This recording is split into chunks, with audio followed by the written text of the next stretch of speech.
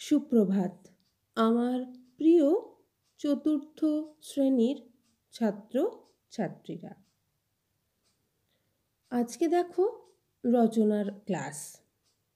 একটা রচনা আমি পড়িয়ে বুঝিয়ে দেব। তোমাদের কাজ ব্যাকরণ কপিতে লিখে নিয়ে মুখস্থ করা। আর রচনাটা কিন্তু খুব ভালো, তোমাদের বেশ পরিচিত জায়গা থেকে। রচনা শুরু করার আগে বলি, আগের ক্লাসটায় কি হয়েছিল। আগের ক্লাসে কিন্তু তোমাদের একটা বোধ পরীক্ষণ দিয়েছি। এমসিকিউ ভাবে নয়, কিন্তু তোমাদের দিয়েছি সরাসরি প্রশ্ন করে, প্যাসেজ পড়িয়ে। তোমাদের বলেছি উত্তরগুলো করে নিতে।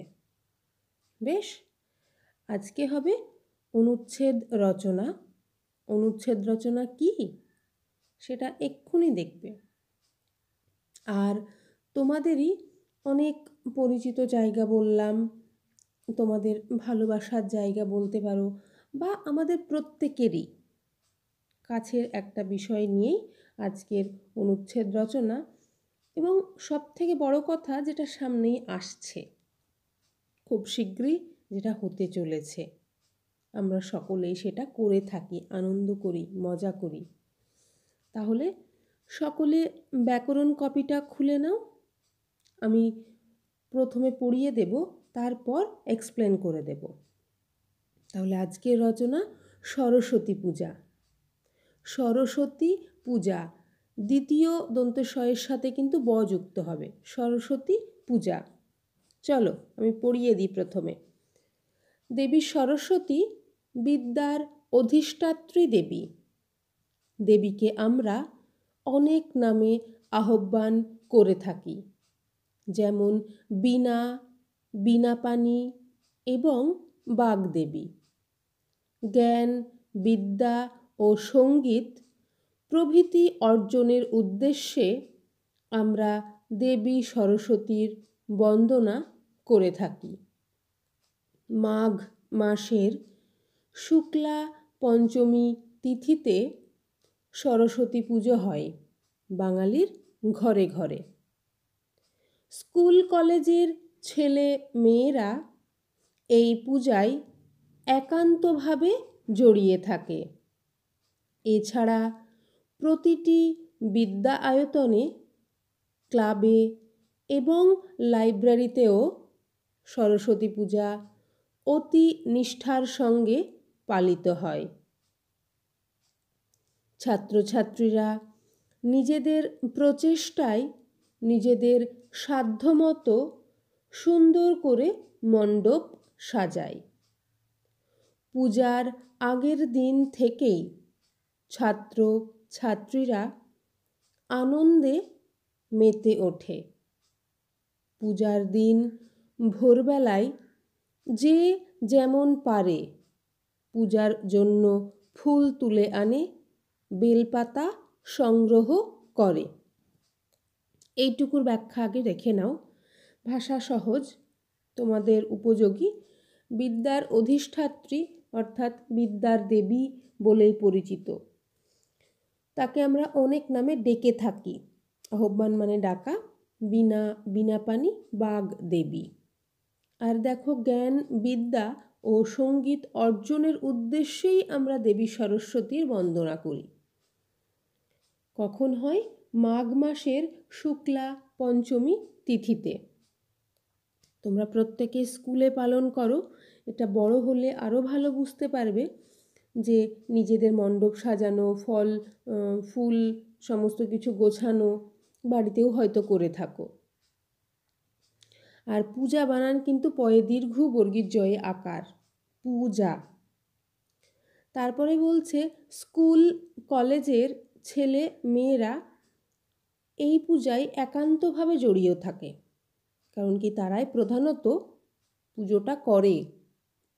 এছাড়াও দেখো, প্রত্যেকটি বিদ্যা আয়তনে মানে বিদ্যালয়ে বলতে পারি। সে বিদ্যালয় বলতে গিয়ে বিদ্যা আয়তন মানে সমস্ত শিক্ষা প্রতিষ্ঠানকে বোঝানো হচ্ছে। তাই বিদ্যা আয়তনে ক্লাবে অতি নিষ্ঠার সঙ্গে, মানে অনেক শ্রদ্ধা ভক্তি ভালোবাসা নিয়ে পুজোটা হয়।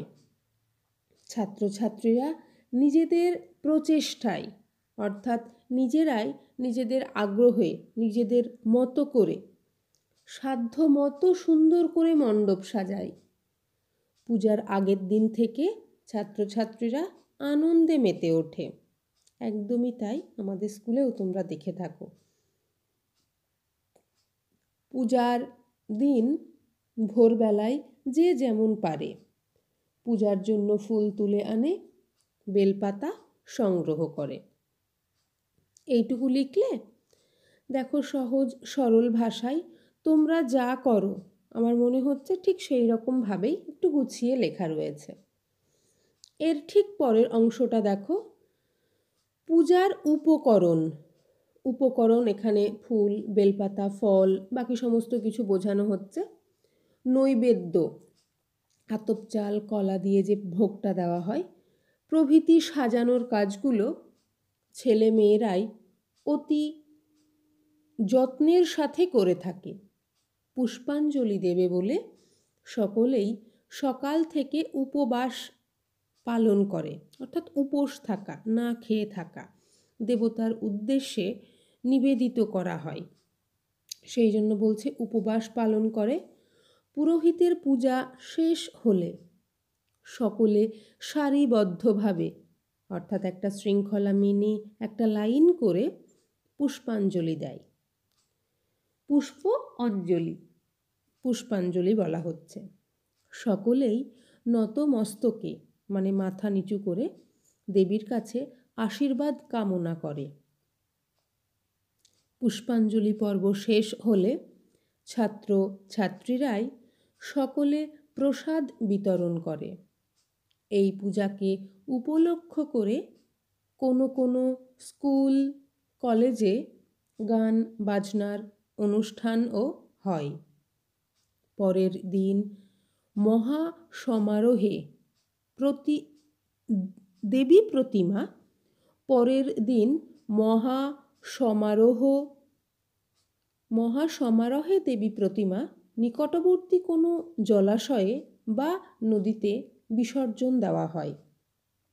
এখানে অর্থগুলো দেখো, মহা সমারোহে মানে খুব আনন্দ করে, নিকটবর্তী মানে কাছাকাছি কোনো জলাশয় বা নদীতে বিসর্জন দেওয়া হয়। সরস্বতী পূজা উপলক্ষে কোনো কোনো শিক্ষা আয়তনে ভুরি ভোজের আয়োজন করা হয়, মানে খাওয়া দাওয়ার ব্যাপার থাকে। এই রচনাটা পড়াতে গিয়ে পুরোপুরি আমাদের স্কুলের কথা মনে হচ্ছে, যে গান বাজনার অনুষ্ঠান অর্থাৎ কালচারাল প্রোগ্রাম হয়ে থাকে, টিফিনের ব্যবস্থা থাকে, তাহলে যে সব কিছু মিলেমিশে তোমাদেরই মনের কথা, আমাদেরই কাছাকাছি একটা অনুষ্ঠান। পরের অংশটুকু আর একবার দেখো। পূজার উপকরণ, নৈবেদ্য প্রভৃতি সাজানোর কাজগুলি ছেলে মেয়েরাই অতি যত্নের সাথে করে থাকে। পুষ্পাঞ্জলি দেবে বলে সকলেই সকাল থেকে উপবাস পালন করে। পুরোহিতের পূজা শেষ হলে সকলে সারিবদ্ধভাবে পুষ্পাঞ্জলি দেয়। সকলেই নত মস্তকে দেবীর কাছে আশীর্বাদ কামনা করে। পুষ্পাঞ্জলি পর্ব শেষ হলে ছাত্র ছাত্রীরাই সকলকে প্রসাদ বিতরণ করে। এই পূজাকে উপলক্ষ করে কোনো কোনো স্কুল কলেজে গান বাজনার অনুষ্ঠানও হয়। পরের দিন মহা সমারোহে দেবী প্রতিমা নিকটবর্তী কোনো জলাশয়ে বা নদীতে বিসর্জন দেওয়া হয়। সরস্বতী পূজা উপলক্ষে কোনো কোনো শিক্ষা আয়তনে ভুরিভোজের আয়োজন করা হয়। এবারে দেখো পুরো রচনাটা আমি আরও আরেকবার বলে দেব, তোমাদের কাজ এক্ষুনি লিখে নেওয়া। কেমন? আশা করি অর্থ সকলে বুঝতে পেরেছ। আর পরিমাণটা মনে হচ্ছে একটু বড়, এইটুকু একটু করতেই হবে বাবু, কিছু তো করার নেই, বিষয়টা তো আমাদের বোঝাতে হবে। বেশ, আর একবার আমি পড়িয়ে দিচ্ছি, দিয়ে তোমরা মিলিয়ে নাও, যার যেখানে আটকেছে লেখাটা শেষ করো। আজকের অনুচ্ছেদ রচনা কিন্তু সরস্বতী পূজা। দন্তে স র, দন্তে শয়ে বয়ে, তয়ে দীর্ঘি, পয়ে দীর্ঘ, বর্গীর জয়ে আকার। লেখো। দেবী সরস্বতী বিদ্যার অধিষ্ঠাত্রী দেবী। দেবীকে আমরা অনেক নামে আহ্বান করে থাকি, যেমন বীণা, বীণাপাণি এবং বাগদেবী। জ্ঞান, বিদ্যা ও সঙ্গীত প্রভৃতি অর্জনের উদ্দেশ্যে আমরা দেবী সরস্বতীর বন্দনা করে থাকি। মাঘ মাসের শুক্লা পঞ্চমী তিথিতে সরস্বতী পূজা হয় বাঙালির ঘরে ঘরে। স্কুল কলেজের ছেলে মেয়েরা এই পূজায় একান্তভাবে জড়িয়ে থাকে। এছাড়া প্রতিটি বিদ্যায়তনে, ক্লাবে এবং লাইব্রেরিতেও সরস্বতী পূজা অতি নিষ্ঠার সঙ্গে পালিত হয়। ছাত্র ছাত্রীরা নিজেদের প্রচেষ্টায় নিজেদের সাধ্যমতো সুন্দর করে মণ্ডপ সাজায়। পূজার আগের দিন থেকেই ছাত্র ছাত্রীরা আনন্দে মেতে ওঠে। পূজার দিন ভোরবেলায় যে যেমন পারে পূজার জন্য ফুল তুলে আনে, বেলপাতা সংগ্রহ করে, পূজার উপকরণ, নৈবেদ্য প্রভৃতি সাজানোর কাজগুলি ছেলে মেয়েরাই অতি যত্নের সাথে করে থাকে। পুষ্পাঞ্জলি দেবে বলে সকলেই সকাল থেকে উপবাস পালন করে। পুরোহিতের পূজা শেষ হলে সকলে সারিবদ্ধভাবে পুষ্পাঞ্জলি দেয়। সকলেই নতমস্তকে দেবীর কাছে আশীর্বাদ কামনা করে। পুষ্পাঞ্জলি পর্ব শেষ হলে ছাত্র ছাত্রীরাই সকলকে প্রসাদ বিতরণ করে। এই পূজাকে উপলক্ষ করে কোনো কোনো স্কুল কলেজে গান বাজনার অনুষ্ঠানও হয়। পরের দিন মহা সমারোহে দেবী প্রতিমা নিকটবর্তী কোনো জলাশয়ে বা নদীতে বিসর্জন দেওয়া হয়। সরস্বতী পূজা উপলক্ষে কোনো কোনো শিক্ষায়তনে ভুরি ভোজনের আয়োজন করা হয়। ভুরি ভোজনের আয়োজন করা হয়। তাহলে এই হচ্ছে অনুচ্ছেদ রচনা। দেখো, শব্দের অর্থ খুব বেশি কঠিন নেই, কিছু কিছু তবুও বলে দিই।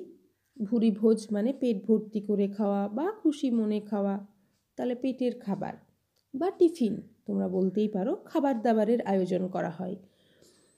তারপরে দেখো, দেবীর কাছে কামনা আশীর্বাদ করে, ইচ্ছা বা বাসনা সেগুলো বলে থাকে।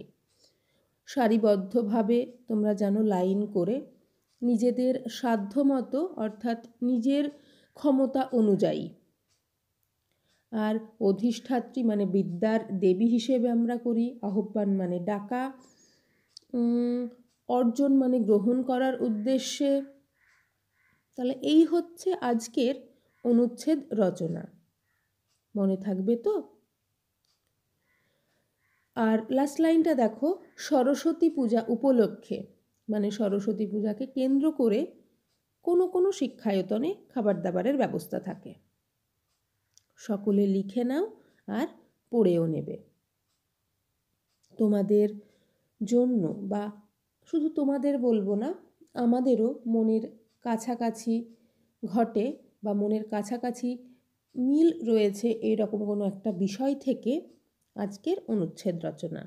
মনে হচ্ছে যেন আমাদের প্রত্যেকেরই কথা, যেটা আমরা করে থাকি। তাই নিজের মতন করে কিছু বানান দেখে, যেমন লাইব্রেরি, বিদ্যায়তন, পুষ্পাঞ্জলি, বানানগুলো লিখে পড়ো। তাহলে বাকিটা তৈরি করে ফেলো। সকলে ঠিক এই রকমভাবে যে পুজো আসছে সেখানে আনন্দ করো, মজা করো, অনুভব করো বিষয়টা। আজ এই পর্যন্তই। আচ্ছা, সকলের লেখা শেষ হয়েছে তো? আরেকবার দেখো পড়ানোর অংশটা, লিখে ফেলো।